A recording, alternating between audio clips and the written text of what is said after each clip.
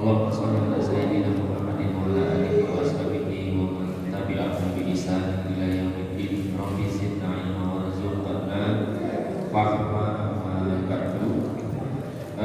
Jamaah bapak dan adik-adik masyarakat tokoh agama yang mudah-mudahan kita senantiasa selalu dalam lindungan dan rahmat Allah Subhanahu wa taala. Alhamdulillah kembali kita mengucapkan rasa syukur kepada Allah Subhanahu wa taala lantaran nikmat-nikmat yang telah Allah berikan kepada kita dengan berbagai macam nikmat hingga detik ini, nikmat yang tidak terhitung banyaknya yang masih Allah berikan kepada kita, sehingga kita bisa menunaikan rangkaian ibadah sholat isya dan kita lanjutkan dengan duduk bersama bermajelis, sama-sama kita belajar mengkaji daripada ilmu Allah Subhanahu wa taala. Mudah-mudahan Allah memberikan keistiqomahan, kemudahan kita dalam memahami ilmu dan kemudahan untuk senantiasa mempelajari ilmu hingga akhir hayat kita. Amin ya rabbal alamin. Salam serta salam semoga tetap tercurah kepada baginda Nabi Muhammad sallallahu alaihi wasallam, kepada keluarga, sahabat, tabi'in, tabi'in dan orang-orang yang senantiasa mengikuti dan menjalankan sunnah-sunnah beliau hingga hari kiamat kelak. Baik, jamaah yang dirahmati Allah, sebelum kita melanjutkan pembahasan masalah thaharah, alangkah baiknya saya mengajak kepada diri saya pribadi dan jamaah sekalian, mari senantiasa kita meningkatkan kualitas amal soleh, kualitas ketakwaan dan keimanan kita, lebih khusus di hari-hari menjelang daripada datangnya bulan suci Ramadan yang meskipun 44 hari lagi kurang lebih Pak ya kita menuju Ramadan, maknanya 1,5 bulan lagi, tapi kita harus mempersiapkan. Karena para ulama, salah satunya Ibnu Rajab Al-Hambali, kamu berkata, kamu tidak istiqbal dengan Ramadan bisa visit nanti asyurul qablaha. Kebiasaan para salafus soleh Pak. Siapa itu salafus soleh? Orang-orang soleh terdahulu dari zaman sahabat, tabi'in, tabi'in.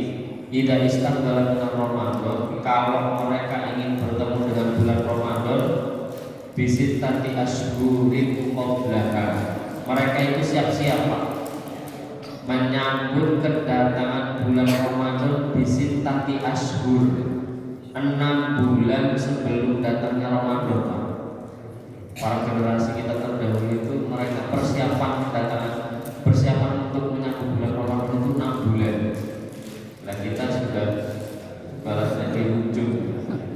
Apa yang kita persiapkan Pak? Beda kita Pak. Kalau kita sekarang itu yang dihitung hari Pak, tapi tidak persiapan yang sebagainya. Baru seminggu itu sudah bubuk. Yang dipersiapkan itu pun makja, mie, telur gitu Pak ya. Mereka itu para sahabat 6 bulan. Yang dipersiapkan adalah kualitas amal soleh Pak, kualitas keimanan, kualitas ketakwaan, sehingga ketika sudah masuk bulan Ramadan, predikat amal soleh yang mereka torehkan di bulan Ramadan itu betul-betul amplop Pak, betul-betul sempurna, betul-betul mumtaz. Kalau kita lihat dalam sejarah Utsman bin Affan ketika menjadi seorang khalifah, kepala negara, di sela-sela kesibukan menjadi seorang khalifah, tetapi ketika sudah masuk bulan Ramadan Pak, predikat amal soleh yang beliau torehkan khususnya dalam hal tilawah, beliau mampu menghatamkan Al-Quran selama 1 bulan sebanyak 30 kali hatam. Satu kali hatam, satu harinya mampu membaca Al-Quran 30 juz. Imam Syafi'i rahimahullah, di sela-sela beliau kesibukan beliau menjadi guru besar Pak, yang muridnya itu ribuan, tetapi ketika sudah masuk bulan suci Ramadan Pak, predikat amal soleh yang beliau torehkan khususnya dalam hal tilawah, beliau Imam Syafi'i mampu menghatamkan Al-Quran selama bulan suci Ramadan itu sebanyak 60 kali hatam. 1 hari 2 kali hatam, 1 hari mampu membaca Al-Quran sebanyak 60 juz. Luar biasa. Persiapannya 6 bulan Pak. Nah kalau nggak pernah persiapan, ngomong besok saya Ramadan dalam satu hari satu kali makan, hari pertama mungkin bisa, hari kedua melemah, suaranya habis, pusing, lemas, lain sebagainya. Karena butuh persiapan Pak. Dalam perkara dunia sejak atlet yang mau lomba itu harus ada persiapan sebelum bertanding. Apalagi dalam perkara akhirat. Sehingga para salafus saleh terdahulu ketika sudah masuk bulan suci Ramadan itu predikat amal saleh yang mereka torehkan itu betul-betul mumtaz. Persiapannya 6 bulan sebelum datangnya Ramadan. Itu Pak yang mengingatkan kepada diri saya pribadi dan jamaah sekalian. Baik, jamaah yang dirahmati Allah, kita melanjutkan pembahasan tentang bab thaharah, bab terkait dengan pembahasan thaharah yang kemarin sudah kita bahas. Thaharah itu adalah bersuci baik dari hadas kecil maupun hadas besar. Hukumnya kemarin sudah kita sampaikan adalah wajib. Salah satu dalilnya adalah Al-Mudaththir ayat yang keempat, wa thiyabaka fatahhir. Mudah-mudahan hafal semua Pak, karena anak SD ini sudah hafal ini Pak. Kemudian Al-Maidah ayat 6, wa in kuntum junuban fatahharu. Apabila kalian junub, ini kan hadas besar ya Pak, fatahharu, maka bersucilah. Dalil yang lain banyak sekali dalam Al-Quran saja di sini disebutkan setidaknya 3. Al-Baqarah 222. Innallaha yuhibbut tawwabina wa yuhibbul mutatahhirin. Sesungguhnya Allah mencintai orang-orang yang bertaubat dan orang-orang yang bersuci. Itu salah satunya dari 3 dalil yang telah kita sampaikan. Kemudian kemarin kita sampai kepada pembagian thaharah. Thaharah itu ada 2, baru disebutkan 1 itu kemarin belum tamat kawan Jawa ya. Belum semua. Thaharah itu terbagi menjadi 2. Yang pertama adalah thaharah adh-dhahirah. Maaf, yang pertama adalah thaharah batinah. Yang kedua adalah thaharah dhahirah. Oke. So, do, ta, do. Beda ini disamakan ketika mengucapkan huruf hijaiyah. Hampir ada yang sama. Ha, ha. Disama-sama Habib ya. Salah pelafatan, salah makna. Alham, alha. Kok dibaca alha? Salah itu secara makna. Alhamdulillah, segala puji bagi Allah. Tapi kalau alha, kecelakaan bagi Allah Subhanahu wa ta'ala. Maka betul-betul Ustaz Habib itu serius Pak ya, supaya kita tidak terjerumus ke dalam perkara yang membinasakan. Apa itu? Ya tidak berilmu. Yang kedua adalah dhahirah, thaharah dhahirah. Kemarin sudah kita sampaikan thaharah batinah. Apa itu thaharah batinah? Yaitu tadhhirun nafsi min atharil dzanbi wal ma'asi. Thaharah batinah itu adalah membersihkan jiwa. Jadi yang dibersihkan itu batin Pak, jiwa.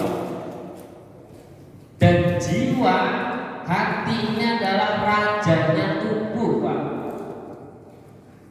Anggota badan yang paling cepat kotor apa Pak? Ya, anggota tubuh yang cepat kotor. Hati Pak. Anggota tubuh manusia yang paling pertama kali cepat kotor itu adalah hati. 4 kotoran yang paling cepat mengotori hati, salah satunya adalah banyak bicara. Dalam hadis Arba'in yang ke-13, Nabi itu bersabda, "Man kana yu'minu billahi wal yawmil akhir." Barang siapa yang beriman kepada Allah dan hari akhir, falyaqul khairan aw liyasmut. Hendaknya dia berkata baik, kalau tidak mampu berkata baik, aw liyasmut, atau diam. Karena orang banyak bicara itu mengotori hati, cepat hatinya kotor itu. Ya kalau sudah banyak bicara apa saja itu terobos. Kalau sering ngopi bareng Pak, main catur bareng Pak, nah ini obrolan yang dibicarakan itu ada aja. Yang penting temannya itu terhibur. sampai kemudian melontarkan kata-kata yang di situ adalah masuk dalam perkara istihza, mengolok-olok agama. Itu ada orang yang berjenggot dikatai kambing, perempuan yang berjadar dikatai ninja. Itu sudah bagian istihza. Jadi bagian anggota tubuh manusia yang paling cepat kotor itu adalah hati. Paling pertama. Dan 4 hal yang paling cepat sekali mengotori hati, salah satunya banyak bicara. Yang kedua apa? Ketawa salah satunya. Yang kedua itu makan sampai kenyang. Coba kalau Bapak silakan baca buku Talbisul Iblis sekarang banyak itu. Beliau itu menceritakan seorang ulama Yahya bernama. Suatu ketika Yahya itu, sudah saya ceritakan, dinampakkan iblis, Pak. Betul-betul dinampakkan iblis, dan kemudian Yahya itu melihat di tubuh iblis itu banyak gantungan-gantungan. Maka Yahya bertanya, wahai iblis, apa gantungan-gantungan yang ada dalam tubuhmu ini? Kemudian iblis bilang, gantungan-gantungan ini adalah syahwat-syahwat yang aku peruntukkan untuk menyesatkan anak Adam. Tanya dia pede sekali, apa itu bisa mengenai saya? Kata ya. Kemudian ditanya oleh iblis, kamu pernah makan kenyang? Pernah. Itu perangkap yang paling utama saya untuk menyesatkan manusia. Kemudian dia itu berkata, kalau seperti itu, demi Allah mulai detik ini saya tidak akan pernah makan sampai kenyang. Iblis juga berkata, kalau seperti itu demi Allah juga ya, mulai detik ini saya tidak akan pernah memberitahukan kepada siapapun. Jadi kenyang, Pak, itu salah satu pintu masuk iblis dalam menyesatkan manusia. Kenapa demikian? Dijelaskan oleh Ibnu Qayyim. Karena kalau orang sudah kenyang, Pak, dia merasa sudah puas dan tidak butuh dengan yang lain. Lihat itu, Pak. Kalau orang sudah kenyang itu, Pak, nggak butuh ngaji, nggak butuh sholat tepat waktu, nggak butuh taklim, nggak butuh baca Quran, karena sudah puas, Pak. Sudah dia merasa puas mendapatkan. Maka hati-hati, Pak. Kemudian ketika diberitahu seperti itu makan kenyang, maaf ya, dia itu berkata lagi, ada nggak selain itu? Apa jawaban iblis, Pak? Demi Allah tidak ada. Baru kemudian dia mengatakan, kalau seperti itu mulai detik ini saya tidak akan pernah makan sampai kenyang. Iblis jawab lagi, demi Allah, dan mulai detik ini pun saya tidak akan pernah menceritakan kepada siapapun. Bid'ah yang pertama dilakukan umatnya Nabi itu makan kenyang, Pak, makan sampai kenyang. Kaidah Nabi kalau makan itu bagaimana, Pak? Dalam hadisnya, nahnu qaum, kami adalah sebuah kaum la na'kula, tidak akan pernah makan qabla an najua, sebelum kami lapar. Wa naqifu, dan kami akan berhenti makan qabla an nasba, sebelum kami kenyang, Pak. Mau menurut zaman sekarang sisa digoyang terus. Dan sumber penyakit paling utama itu dari perut, Pak. Silakan Bapak kalau ada teman dokter atau ahli kesehatan, ya ngobrol dengan mereka itu. Kembali kepada tadi, tadhiru nafsi min athari dambi, membersihkan jiwa min athari dambi, dari dosa-dosa wal ma'asi, dan dari perbuatan maksiat. Jadi hati dulu, Pak. Kenapa di sini yang diklasifikasikan pertama adalah toharoh jiwa, toharoh hati, membersihkan hati. Karena hati raja tadi. Ala-ala fil jasadi mudghah, kata Nabi. Ketahuilah bahwa di dalam tubuh manusia ada segumpal daging. Idza sholahat, kalau daging itu baik, sholahat jasadul, seluruh anggota tubuhnya itu baik.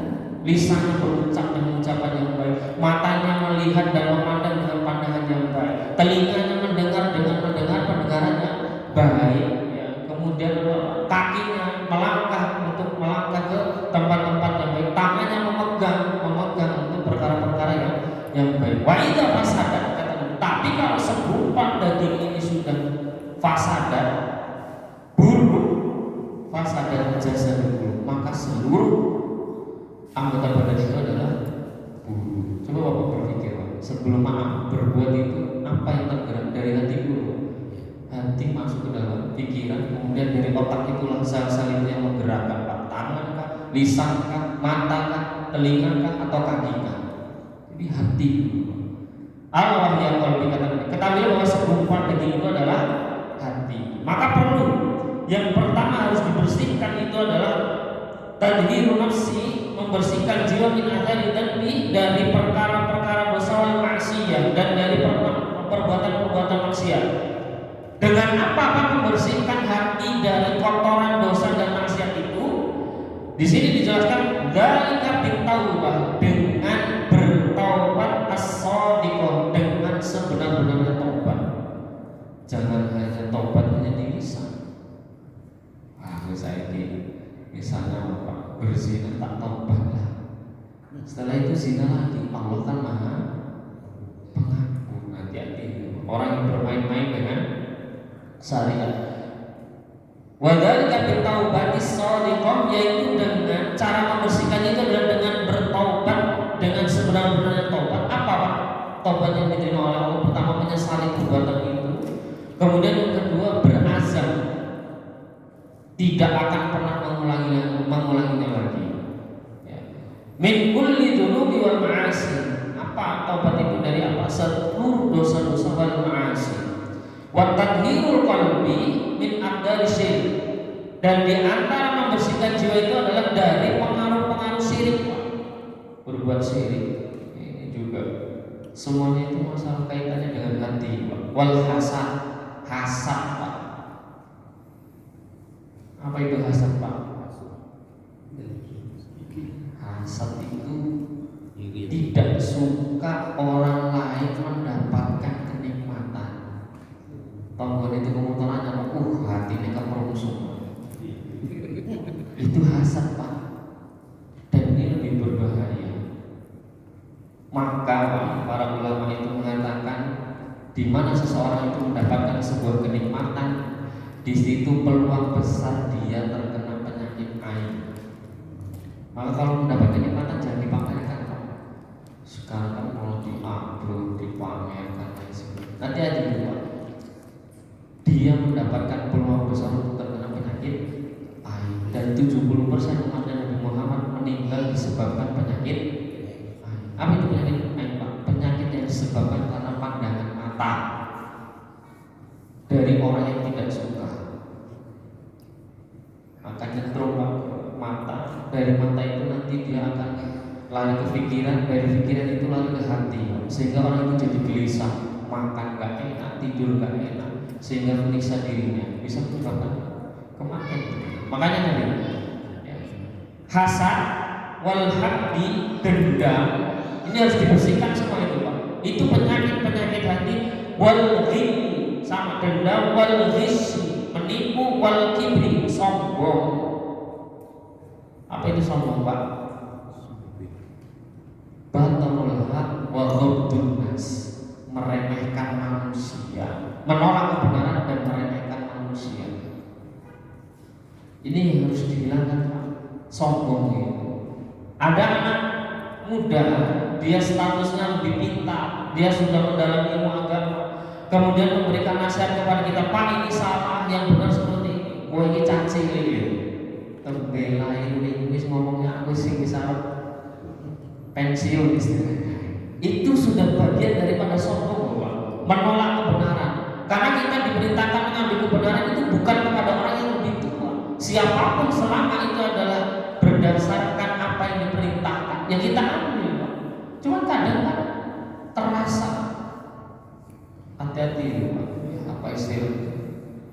Gak nikmat, terasa seperti disaingi, kemudian seperti diremehkan, padahal bukan seperti itu. Dan penyebab iblis dikeluarkan dari dalam neraka apa? Sombong. Sampai kemudian Nabi mengatakan, la yadkhulul jannah, tidak akan masuk surga man kana maaf. Ya, tidak akan masuk surga man kana fi qalbihi, barang siapa yang di dalam hatinya misqala dzarratin minal kibr, ada sifat kesombongan walaupun hanya seberat biji zarah. Kata Nabi, la yadkhulul jannah, tidak akan masuk ke dalam surga. Maka ini juga berat ya. Wal ujub, tahu Pak ya ujub? Kemudian waria, ria, ya sudah kita jelaskan teman-teman. Ngerinya ria itu sampai dimisalkan oleh Nabi, asyirku akhfa fi ummati. Ria itu bagian daripada syirik kecil, Pak. Asyirku akhfa fi ummati min dabibi lailati ala sofa. Perumpamaan ria itu seperti semut. Sudah pernah disana? Semut hitam nempelnya di batu yang hitam, jalannya di tengah malam, kegelapan malam. 3 itu, semutnya hitam, nempelnya di batu yang hitam, jalannya tengah malam yang gelap hitam. Itu riak, halus. Maka kata Nabi dalam riwayat yang lain, ini akhfa fi ummati, sesungguhnya sesuatu yang paling aku